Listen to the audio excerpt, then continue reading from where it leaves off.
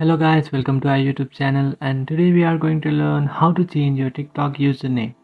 So if you want to change your TikTok username, what you have to do is first of all open up your TikTok application and now tap on the profile icon which is on the bottom right corner of your screen, and now you have to tap on the edit profile. After tapping on your edit profile, now inside about you section you can find name, username. What you have to do is, if you want to change your name, just tap on name, or if you want to change your username, you have to tap on username, and you can change your username whatever you like.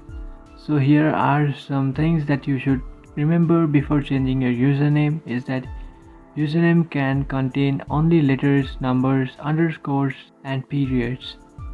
Changing your username will also change your profile link, and you can change your username once every 30 days. So it will probably take a month to change your username. So after creating your username under this guidelines, you can just tap on save, which is on the top right corner of your screen.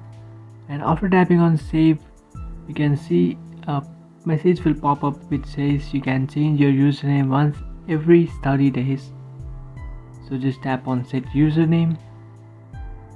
And after tapping on set username, you have successfully changed your username on your TikTok. So this is how to change your TikTok username. If you have any doubts, feel free to comment below. Thanks for watching.